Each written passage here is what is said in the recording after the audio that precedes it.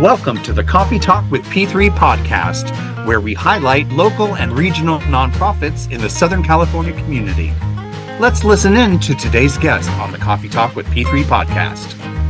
Hello and welcome to another episode of Coffee Talk with P3. We are here today with Travis Wade, the founder and executive director of Act Out Theater Company. Welcome. Thank you. Appreciate it. We are so excited to have you here today to find out more about you, about Act Out, and your involvement here in Long Beach area. Yeah.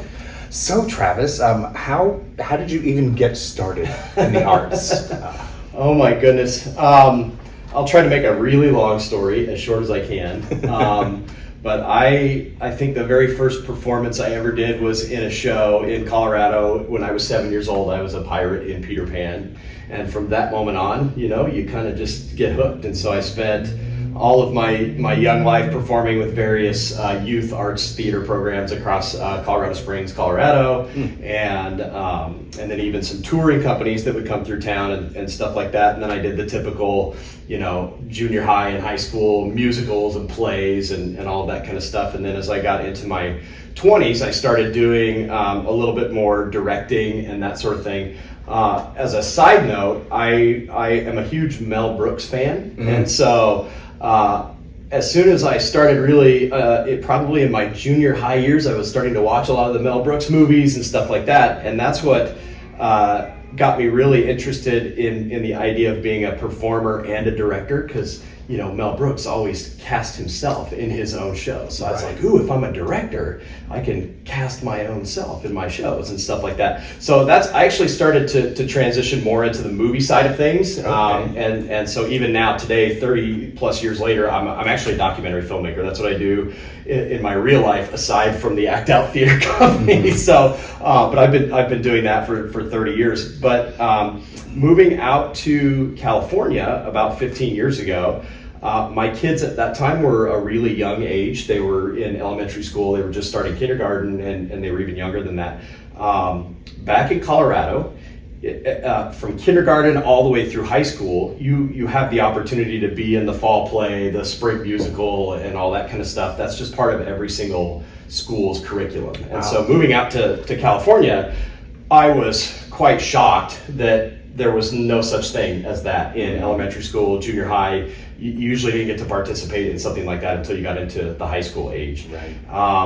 And then I remember one of my kids brought home a flyer for like a local youth theater company, and I was like, oh, this is cool, okay. But it was like $400 or $500 to participate in that. I've got 4 kids. Oh, man. So if I want my 4 kids to participate in a musical or a play, it's $1,600 plus there's charges for scripts and costuming and on all that kind of stuff. So a second mortgage, essentially. It's a second mortgage, yeah. just to do one show, Right. Much less, multiple a year and that sort of thing. Also, at the same exact time as some of that was happening, we were doing a lot of stuff in North Long Beach with a local church, and I was seeing a lot of kids in North Long Beach, particularly that were just really talented, really funny, really creative, but in a lot of ways they were under-resourced. There were a lot of like single parent families and a lot of families that were maybe just couldn't afford to do anything that had to do with the arts, because it's just all of those programs cost so much money. This particular church happened to have a really large community center that was not being used for anything, or they tried a few things over and over again and just nothing was sticking. And I said, why don't we just do like a community arts outreach out of this thing? It didn't have to be, it wasn't religious or anything like that. It was just like an arts outreach. And so I started that program with the blessing of the church. They kind of gave us this 5,000 square foot building for free and let me do whatever I want with it. The condition was that I pay for it. So we raised a lot of money right away and built out the staging and the lighting and the sound and stuff like that. And I really wanted to just do like a tuition-free opportunity for, in particular, middle school kids to get a chance to like act and perform and have the same experience that I got to have when I was a kid. And then the selfish side of me was, again, my kids, I wanted my kids to have that same experience. And so early on, I was even able to get my own children involved in this. So what began as a as a pet project that was supposed to just be kind of a little side hobby, and it wasn't ever supposed to turn into something big. We had 11 kids in our first show back in 2012, and now we serve about 400 people a year. Wow. So I think I could venture to say we might be one of the largest youth arts organizations in the city of Long Beach at this point in time, and we're still a tuition-free program. So we're really addressing a need for at-risk, under-resourced kids, especially to be able to participate in some really high-end, high-quality production. I think that's the other thing about Act Out is we don't skip, because I'm kind of a perfectionist and kind of a control freak, and so we've really invested a tremendous amount into making this theatrical. It's not a middle school theatrical experience. The other really super cool thing about it is I keep saying kids, but it's not. That's not really accurate. We serve 6th grade through adult, and so the really cool thing is we've turned into this hybrid youth/community theater, because we've got middle school kids and high school kids and lots of 20-somethings. We've really grown in that area. Although I've got 60-year-olds and 50-year-olds all participating together in this really cool program, and so it's just become, I think, a really unique thing that I just haven't seen anywhere else, and it's still free. That's amazing. That's having been in the arts myself since the mid '80s. Yeah. I've never heard of or seen anything like it. No. And I've lived in many places around the country: Florida, New York, Texas, Southern California. Pretty incredible. Yeah. One thing that just resonated with me was when you said you were starting with, would you say 11 kids it was? Yeah, that was our first show. Middle school age? Yeah, they were all middle school kids. I had 2 adults. Myself, I was one of them.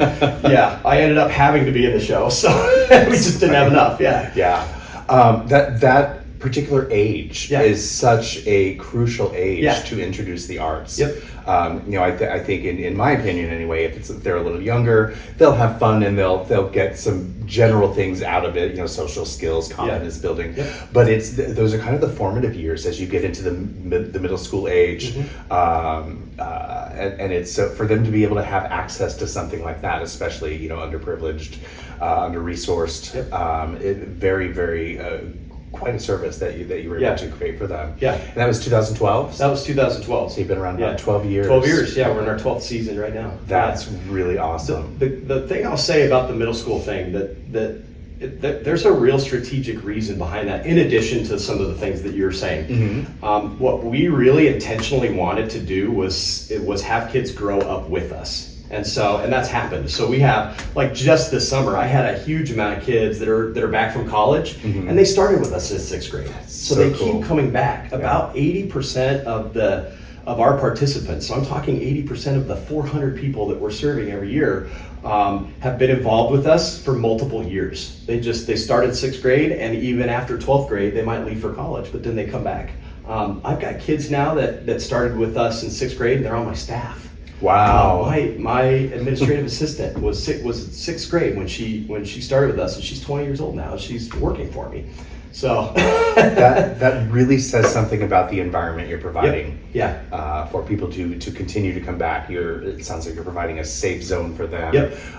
One where they receive lots of love, which there's always a lot of love in the arts anyway. But there's a lot of interesting companies out there that aren't always as joyous. But so that really speaks very highly to Act Out. The theater part of it is really just it's actually the love and the safety and the vulnerability and all of that comes first for us, and that just happens to all take place in the context of theater, right? So the theater is actually our secondary focus, and putting on a show and doing all that kind of stuff. The first focus for us really is we want to know you. We want to know you. We want to know your story. We want to know about your family. We want to know who you are, and we want to bring you all together in this space of friendship and love and that sort of thing. Then we'll do theater. That's incredible. Yeah. It's kind of like how talking, when you get so excited when you're talking, it just turns into singing. Yep. It's exactly like right. we're going to have so much fun as a group together. Yeah. And now we're going to show everybody how much fun we're having by presenting this piece for you. Yep. That is amazing. Thank you. Wow, I wish I was like 8 years old right now. No, you don't have to be 8. You're the right age for us. Come on by. Oh my gosh, so fun. So you mentioned that it's tuition free. Yes. And I know firsthand that producing a show, or even getting workshops, classes together, any of that, there are so many hidden costs that the public don't see. Yeah. Production costs for shows, licensing, sets, costumes, props, staff, musical directors, choreographers, administrative staff, marketing team. Those all typically cost money, and especially if you're talking quality productions. You get what you pay for a lot of times. So how in the heck, I can also state statistically, ticket sales does not bring in a very large amount of revenue. You're correct. Yeah. So what hurdles do you have to jump through to bring in funding to be able to support your... Our budget is still, even after 12 years, it's not... So for 10 years we had that free space that was given to us by the church. So we never had rent, we never had any kind of overhead, we never had any of that kind of stuff. And so for 10 years we were able to focus on the program. That's huge. Then we got asked to leave that space because the church wanted to repurpose it for something else. And so for the last 3 years we've really struggled as an organization to now we have to start focusing on like actually running this thing like a business instead of just having fun. and so that's been the real hardship over the last couple of years. So our budget is still not nearly what it should be. All that to say, so I think we make of our current budget, about 30% of that is brought in from ticket sales, and then about 50% of that is brought in from grants from foundations and sponsorships from like the Port of Long Beach and the Arts Council and all these various organizations that give us money. And then there's another 20% that comes in just from like just families, people that give money, private donations, individual donations, stuff like that. So that's how we, but like all these nonprofits, I mean, it's all about getting the grants and grant writing and just trying to get the word out about what we're doing and trying to get people excited about what we're doing and that sort of thing. So, And just to educate the public who may not be aware of this, we talk about grants, and which are crucial to nonprofit organizations. Grants don't just fall in your laps. Typically, you have to pay people to write these grants. They require some type of professional knowledge and how to get through all of the red tape that's involved in applying for these. So it's not something that just happens for you guys. It's something that you have to put energy and effort a lot of work and time, a lot of time into that. And oftentimes it's a lot of work for very little. True. So true. So true. So I was browsing your website the other day, and I saw also that you have opportunities for what are called sponsorships. Yes. Yeah, just like any typical theater, we have like season sponsorships where you can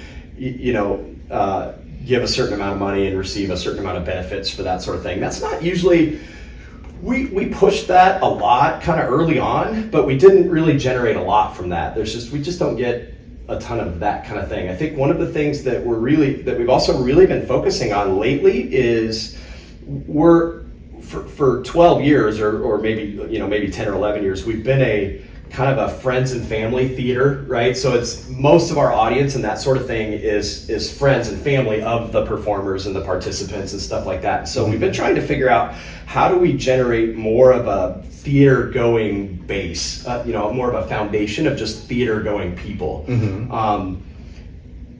Even though we're a theater that's focused on the youth, what I still am trying to really disseminate is this is not your typical youth theater. When you go to one of our shows, you are not seeing a middle school or even a high school quality type of a show. You're getting a real community theater experience. And so I'm really trying to push that because we want more people that they don't care who's in the show. They just like to see good shows. For sure. And so sponsorships, they're certainly available. And I see that those being much more effective with that kind of a foundation. But that's something that we're still trying to work towards. Yeah, that doesn't generate a lot for us. We kind of spend our focus and time on some of the other stuff that particularly individual. I want to say individual and those who may have families or be connected to people that would want to give to support what their family members are doing. And you're right, especially family. Like, I think that's the thing about us is we're a family-friendly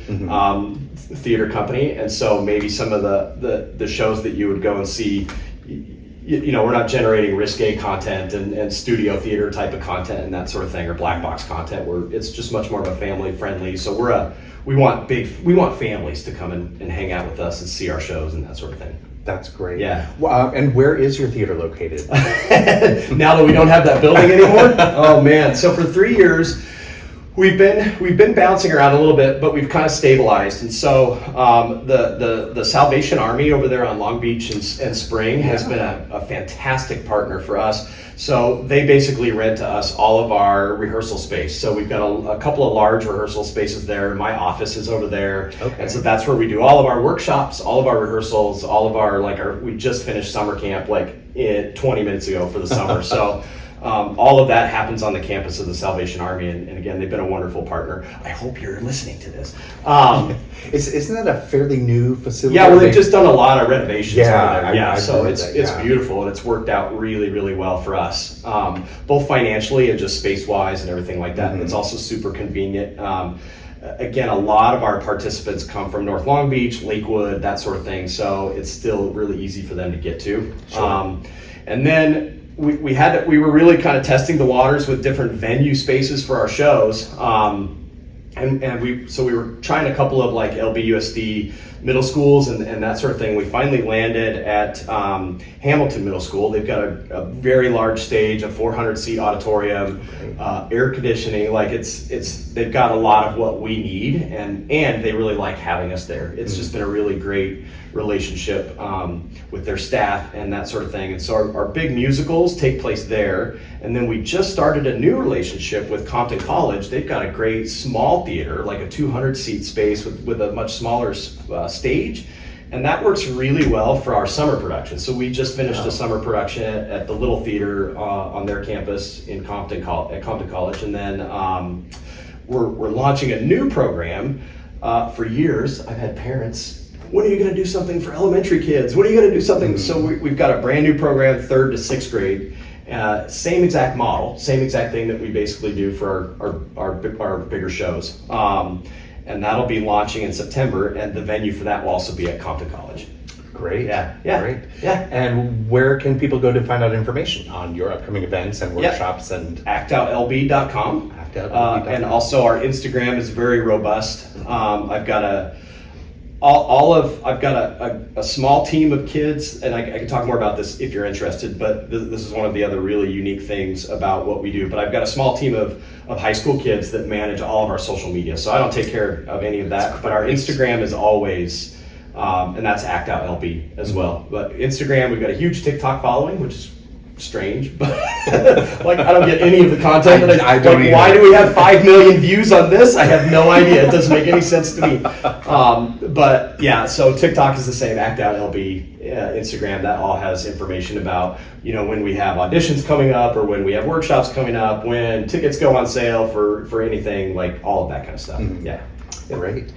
So do you guys operate on, as far as your stage productions, on any type of season where it's sometimes they do May to December? Yeah, our season, we've just tried to keep it simple, and it's just the year. So it's just January to December. That makes it so much easier. Yep. Yeah. So much easier. Yeah. So we're about to finish up. Yeah, we just finished our summer production. We've got auditions for Matilda coming up in September. That'll be in December. And then we'll announce next year, probably in November. Great. Yeah. Very exciting. Yeah. Cool. And then as far as the workshops and different classes, are those also year round? Or do you just tend to do more of a summer, you have after school program? Yeah, we're still trying to figure that out. Because we don't have our own space, because we have to rent space from the Salvation Army and that sort of thing, it's a little bit difficult and challenging to do year-round programs. So what we've really been focusing on is a couple of different areas. We do a summer camp of our own, and that's on the campus of the Salvation Army. So that runs for 8 weeks over the summertime. And then the other thing that we do is we've connected with LBUSD, and we're doing a few on-site after-school workshops. But that's just a resource issue for me, right? It's just if I have the instructors and that sort of thing. But that brings in money. It brings in good money. So we're trying to continue to see if that's a little niche that we want to be a part of. So that'll probably continue this school year. I've already had a few phone calls and conversations, and so it's just like at Hamilton, I think we do an after-school program. We've actually got a school district way out in Anaheim that hired us last year and wants to bring us back next year. So we're testing the waters of that just a little bit. I think if we ever get back into our own space, then we would definitely start focusing more on the after school stuff where kids just come to us, and that makes it a heck of a lot easier. Sure. Yeah. That's great that you're having the opportunity to get around to different schools because you build your exposure, not only amongst the teachers and the faculty and staff adults, but you can start getting the interest of the kids that are coming to the age that you suit. Yeah, we started early on, I think right away, right when we started, we went intentionally into a middle school to do auditions, and then we had public auditions. And we still do that. So we've got 4 schools right now that we partner with, and we actually go into we give them flyers, and the kids come, we go to the school and we do auditions there, and that's what gets them excited. But then we also offer all of those same schools field trips to come out and see our shows. So each school brings 75 kids, and they're out in the audience seeing their friends up on the stage. So it's boom, easy recruitment tool right Absolutely. there. Yeah, absolutely. Yeah. So that's how we continue to just get so many kids interested in what we're doing. That's fantastic. Yeah. That's fantastic. Yeah. And we need much more of that because the arts make the world a much better place. Yep. It's so great to have as an outlet. Yeah. To get out emotional needs. Yeah. Again, build team building, confidence building, social skills, all of that. It's fantastic. Yeah. So I know you've pretty much covered while describing everything about the amazing organization. Yeah. If you had to kind of summarize your mission statement or vision to kind of express the main impact that you have or what your vision is, how would you summarize that? I know it's a lot. Yeah, because I don't want to just quote the mission statement. You know what I mean? Yeah. I think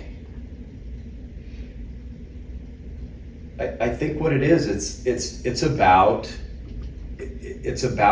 giving people an opportunity to be expressive, to be themselves, to be safe, to be vulnerable, to be loved, in a place where they get to do something that they really love to do.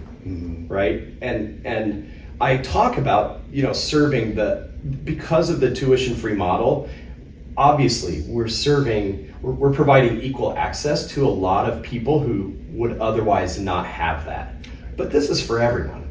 I don't care who comes to us. We've got rich kids and poor kids and everyone in between coming to act out. And so that's just, I don't even know if that's not even something we really focus in on. It's just about providing a really safe, fun place for kids to come together and build friendships and do all the things you just said. I'm not sure I'm really summing it up.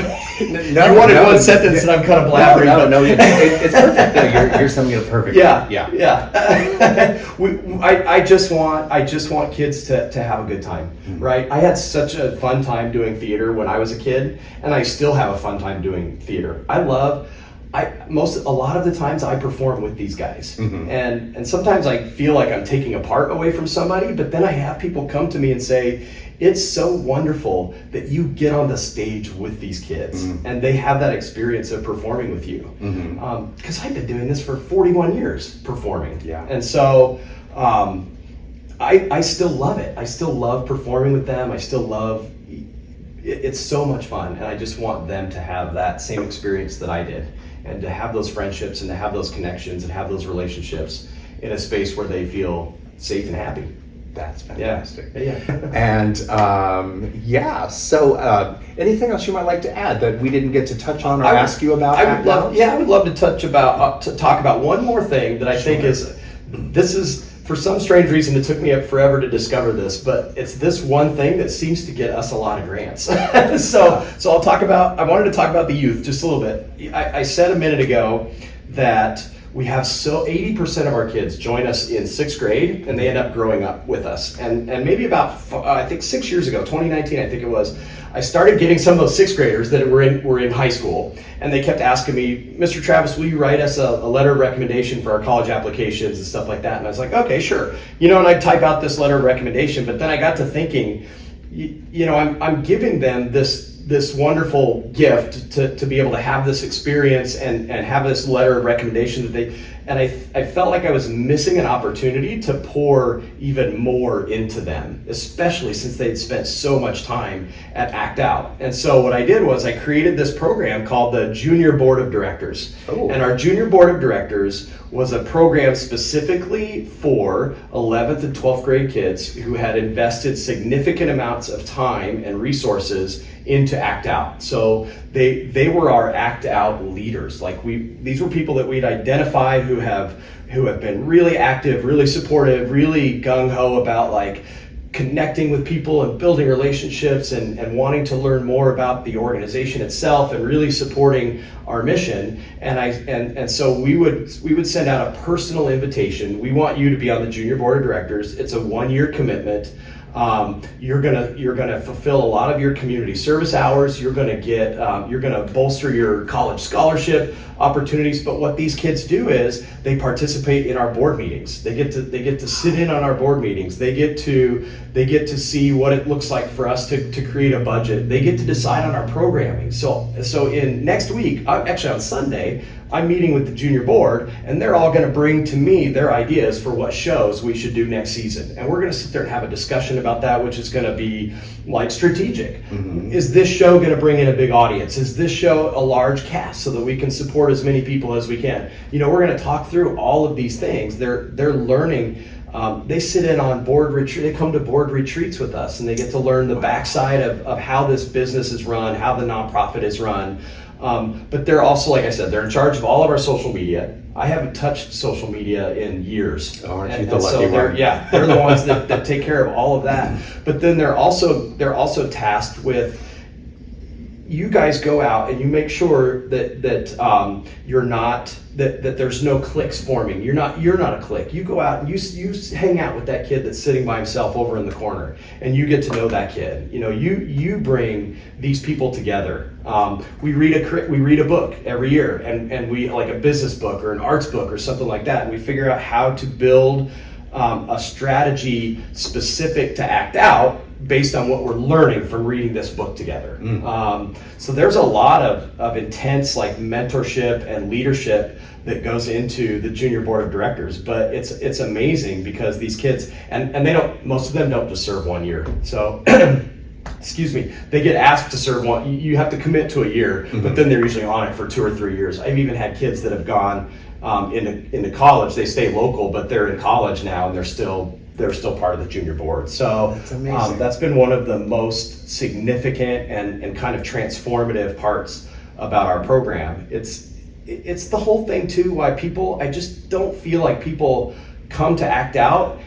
They don't feel like it's just going to rehearsal and doing this and then coming home. Right. They feel like they're coming home.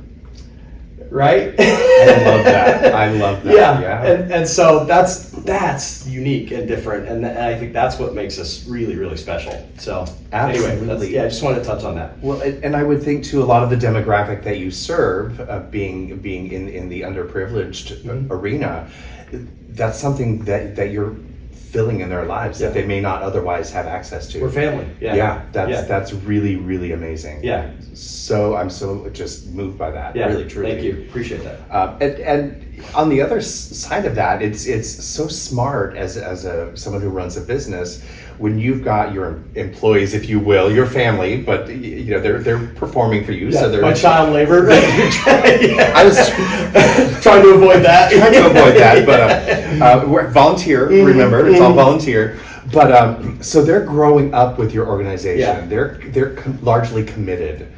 because they return year after year. And then they're getting at that age where they're being able to really develop those critical thinking skills and take charge in things. And they've grown up in your family setting. Yeah. So who would know better about the company than them? Yep.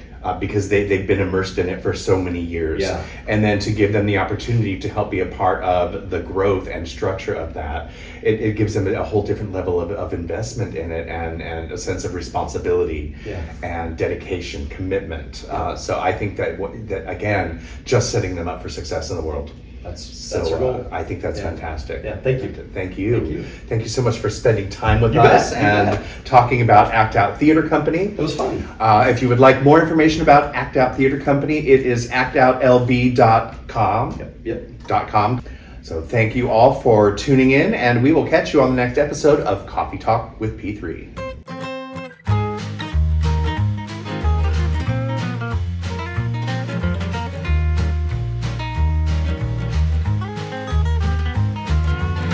To learn more about the Coffee Talk with P3 podcast and the nonprofit theater behind this podcast, go to the P3 Theater Company website at www.p3theater.biz. That's P3theatre.biz. And if you are a theater and arts nonprofit that would like to be highlighted on a Coffee Talk with P3 podcast, or you know a nonprofit that should be highlighted, please email me, John Peterson, at john@p3theater.biz. That's Jon John at p3theater.biz. We would love to start a conversation with you and your nonprofit. Looking forward to enjoying another coffee and discussion with you in the future.